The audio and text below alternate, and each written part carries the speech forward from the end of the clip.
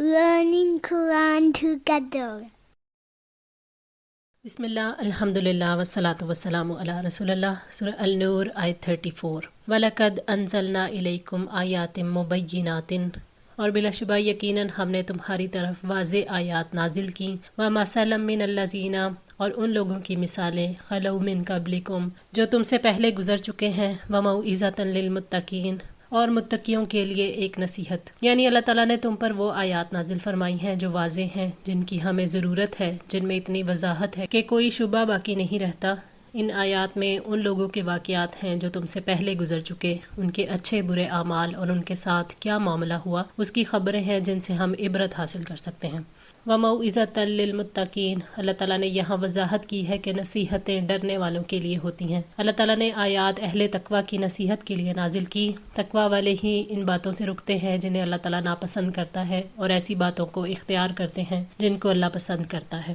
اللہ نور السماوات والارض، اللہ تعالیٰ آسمانوں اور زمین کا نور ہے. مثل نورہ، اس کے نور کی مثال، کمشکات، ایک تاک کی سی ہے. فیہا مصباح، جس میں ایک چراغ ہے. المصباح، وہ چراغ. فی زجاجۃ، شیشے میں ہے. الزجاجۃ، وہ شیشہ. کأنہا کوکب، گویا کہ وہ تارا ہے. دری، چمکتا ہوا. یوقدو، جو روشن کیا جاتا ہے. من شجرۃ، ایک درخت سے. مبارکۃ، زیتونۃ، بابرکت زیتون کے. لا شرقیۃ، نہ مشرقی ہے. ولا غربیۃ، اور نہ مغربی. یکادو زیتوہا، قریب ہے کہ اس کا تیل. یضیء، روشن ہو جائے. ولو لم تمسہ النار، اور اگرچہ اسے نہ چھوئے کوئی آگ. نور علی نور، نور پر نور ہے. یہدی اللہ لنورہ، اللہ تعالیٰ اپنے نور کی طرف ہدایت دیتا ہے. من یشاء، جس کو چاہتا ہے. نور روشنی کو کہتے ہیں جو خود ظاہر ہوتی ہے اور دوسری چیزوں کو ظاہر کرتی ہے. اللہ تعالیٰ زمین و آسمان کا نور ہے. اس سے مراد اللہ تعالیٰ زمین اور آسمان کو روشن کرنے والا ہے. اللہ تعالیٰ بذات خود نور ہے، اس کا حجاب نور ہے. اگر وہ اس حجاب کو ہٹا دے تو اس کے چہرے مبارک کے انوار و جلال حد و نگاہ تک مخلوق کو جلا کر راکھ کر دے. اس کے نور سے عرش، کرسی، سورج، چاند اور جنت منور ہے. اسی طرح مانوی نور کا منبع بھی اللہ تعالیٰ ہے. اس کی کتاب نور ہے، اس کی شریعت نور ہے، ایمان نور ہے. اللہ تعالیٰ کے رسولوں اور اس کے مومن بندوں کے دلوں میں جو اللہ تعالیٰ کی معرفت ہے وہ بھی نور ہے. اگر اللہ کا نور نہ ہو تو گمراہیوں کے اندھیرے چھا جائیں. لہٰذا ہر وہ مقام جہاں اللہ کا نور نہیں ہے وہ اندھیروں میں ڈوب جاتا ہے. تفسیر سعدی. مثل نورہ، اس کے نور کی مثال، یعنی وہ نور جس کی طرف اللہ تعالیٰ رہنمائی کرتا ہے. ایمان والوں کے دلوں میں ایمان، اسلام اور قرآن کا نور ہے. کمشکات، ایک تاک کی سی ہے. تاک دیوار کی اس جگہ کو کہتے ہیں جہاں چراغ رکھا جاتا ہے. تاک سے مراد مومن ہے جس کی وجہ سے اللہ تعالیٰ کی روشنی جہان میں پھیلتی ہے. فیہا مصباح، جس میں ایک چراغ ہے. تاک میں چراغ رکھنے کی وجہ سے روشنی ہر طرف پھیلتی ہے اور پورے ماحول کو روشن کر دیتی ہے. کعب بن احبار نے کہا المصباح سے مراد محمد صلی اللہ علیہ وآلہ وسلم کا دل ہے. المصباح فی زجاجۃ، چراغ ایک فانوس میں ہے. فانوس اس شیشے کو کہتے ہیں جس کے اندر چراغ رکھا جاتا ہے. فانوس چراغ کو ہوا سے بچاتا ہے اور اس کی وجہ سے روشنی صاف ہو جاتی ہے اور اس کی نورانیت میں بھی اضافہ ہو جاتا ہے. اور فانوس سے یہاں مراد دل ہے. اور وہ فانوس ایسا ہے جیسے موتی کی طرح چمکتا ہوا تارا، یعنی اپنی خوبصورتی اور نفاست کی وجہ سے ایسے لگے جیسے موتی کی طرح چمکتا ہوا کوئی تارا ہے. اور وہ چراغ زیتون کے ایک مبارک درخت کے تیل سے روشن کیا جاتا ہے. زیتون کے درخت کو مبارک کہا گیا ہے کیونکہ زیتون کا درخت مفید ہوتا ہے. اس کا تیل، اس کی لکڑیاں، اس کے پتے اور اس کا پھل، ہر چیز مفید ہے. زیتون کے مبارک درخت سے مراد قرآن پاک ہے جو اللہ تعالیٰ کا کلام ہے جس کی ہر چیز مفید ہے. اس کے تیل سے چراغ جلتے ہیں، روشنی ہوتی ہے. یہاں تیل سے مراد قرآن مجید کا علم اور اس کا فہم ہے. لا شرقیت ولا غربیت، یعنی وہ صرف مشرقی جانب نہیں ہے کہ دن کے آخری حصے میں اس کو سورج کی روشنی نہ پہنچتی ہو، اور وہ فقط مغربی جانب بھی نہیں کہ دن کے پہلے حصے میں اس کو سورج کی روشنی نہ حاصل ہوتی ہو. جب یہ دونوں باتیں نہیں تو وہ زمین کے درمیان میں اگا ہوا ہے، جیسے ملک شام کا زیتون جسے صبح و شام سورج کی روشنی حاصل ہوتی ہے. اس وجہ سے وہ نہایت عمدہ ہوتا ہے اور اس کا تیل بھی انتہائی صاف ہوتا ہے. زیتون کے درخت سے یہاں مراد قرآن پاک لی گئی ہے. اس کے شرقی یا غربی ہونے سے مراد یہ ہے کہ ساری دنیا کے لیے اس کا علم عام ہے، ساری زندگی کے لیے ہے. اس کا علم صرف ایک بار حاصل کرنے والا نہیں، زندگی کے آغاز سے اختتام تک حاصل کرنے والا ہے. اور قریب ہے کہ اس کا تیل خود ہی روشن ہو جائے اگرچہ اسے آگ نے چھوا بھی نہ ہو، یعنی اس کا تیل انتہائی صاف ہے جس کی وجہ سے جب اسے آگ لگتی ہے تو زیادہ روشنی ہوتی ہے۔ یہاں آگ سے مراد دلوں کے اندر حرارت پیدا کرنے والی دعوت ہے۔ نور علی نور، نور پر نور ہے، یعنی آگ کی روشنی اور زیتون کے تیل کی روشنی۔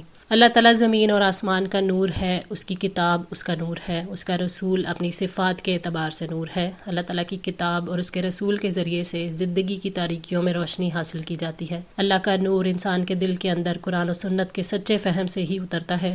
جتنا زیادہ انسان علم حاصل کرتا ہے، جتنا غور و فکر کرتا ہے، اتنی ہی انسان کے اندر روشنی بڑھتی ہے اور اتنا ہی زیادہ انسان برائیوں سے پاک ہونے کی کوشش کرتا ہے۔ مومن کے دل کے اندر حق کی روشنی آتی ہے تو وہ یہ روشنی سارے جہان میں پھیلاتا ہے۔ وہ جہاں بھی ہو روشنی کا امین ہوتا ہے۔ روشنی دل کے اندر آتی ہے تو سارے ماحول کو روشن کر دیتی ہے۔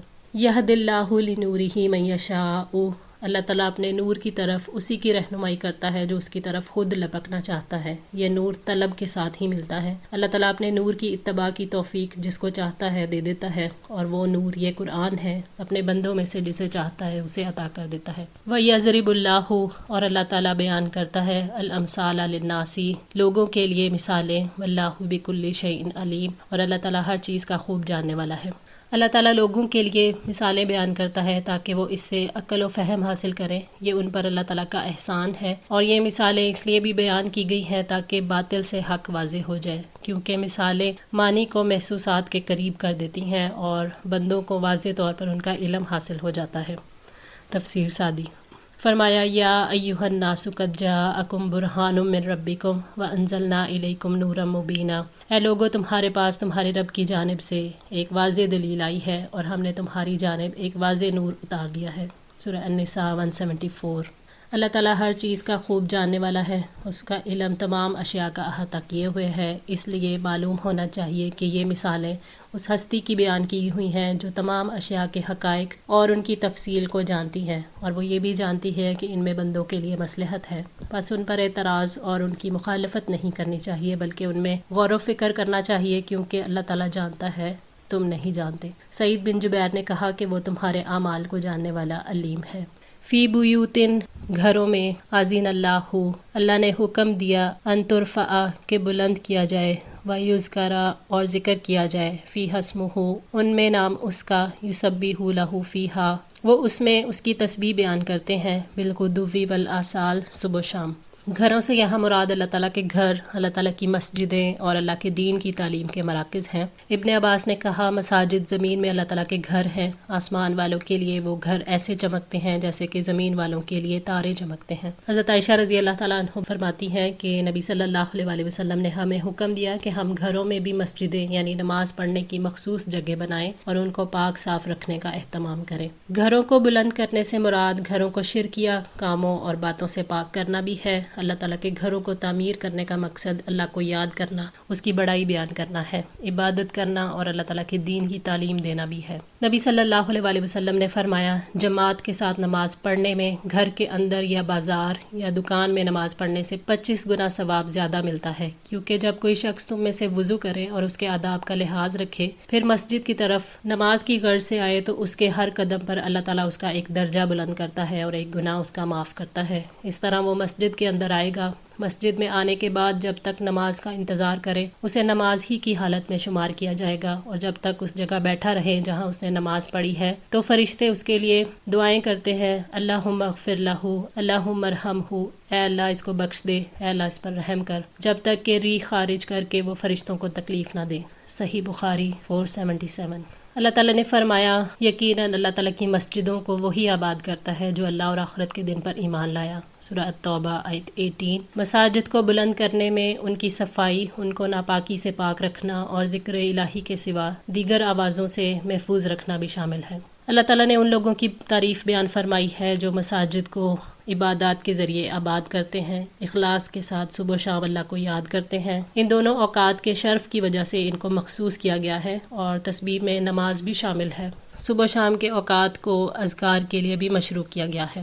رجال، وہ مرد، لا تلہیہم، نہیں غافل کرتی انہیں، تجارت ولا بیع، تجارت اور نہ خرید و فروخت، ان ذکر اللہ اللہ تعالیٰ کی یاد سے، و اقام الصلاتی اور نماز قائم کرنے سے، و ایتاء الزکاتی اور زکوٰۃ ادا کرنے سے، یخافون وہ ڈرتے ہیں، یومن اس دن سے، تتقلب الٹ پلٹ ہو جائیں گے، فیہ القلوب جس میں دل، والابصار اور آنکھیں، یعنی مساجد کو ایسے لوگ آباد کرتے ہیں جو رب کی تسبیح پر، اس کے ذکر پر، دنیا اور اس کے مشاغل کو ترجیح نہیں دیتے، انہیں تجارت اور خرید و فروخت ایسے مشغول نہیں کرتی کہ انہیں اللہ یاد ہی نہ آئے۔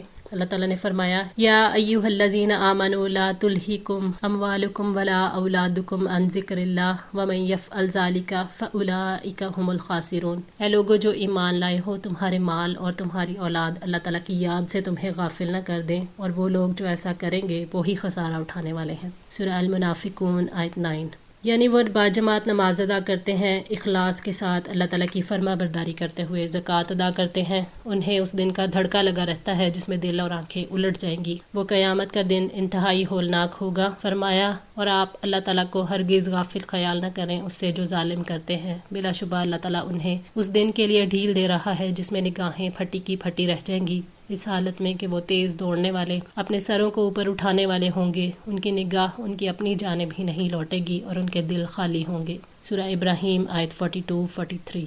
لیجزیہم اللہ احسنا، تاکہ اللہ تعالیٰ انہیں بہترین جزا دے، ما عملوا اس کا جو انہوں نے عمل کیے، ویزیدہم من فضلہ اور اپنے فضل سے ان کو زیادہ دے، واللہ یرزق من یشاء بغیر حساب اور اللہ تعالیٰ جس کو چاہتا ہے بے حساب رزق دیتا ہے، یعنی ان کے اعمال صالح پر انہیں جزا دے، اللہ تعالیٰ کے ہاں نیک اعمال ہی مقبول ہوں گے، وہ اپنے فضل و کرم سے ان اعمال سے بڑھ کر انہیں عطا کرے گا۔ فرمایا، من یصرف عنہ یومئذ فقد رحمہ وذلک الفوز المبین، اس دن جو کوئی اس سے ہٹا دیا گیا تو یقیناً اسی پر اللہ تعالیٰ نے رحم کیا اور یہی واضح کامیابی ہے۔ سورہ انعام آیت 16۔ واللہ یرزق من یشاء بغیر حساب، اللہ تعالیٰ کے رزق سے مراد جنت ہے، اللہ تعالیٰ بے حساب رزق دیتا ہے، اس سے مراد بغیر حساب کتاب کے جنت میں داخل کرنا ہے جہاں رزق کی فراوانی ہوگی۔ اللہ تعالیٰ انہیں اتنا اجر عطا کرے گا کہ ان کے اعمال وہاں تک نہیں پہنچ سکتے تھے، بغیر شمار اور بغیر ناپ تول کے اجر عطا فرمائے گا۔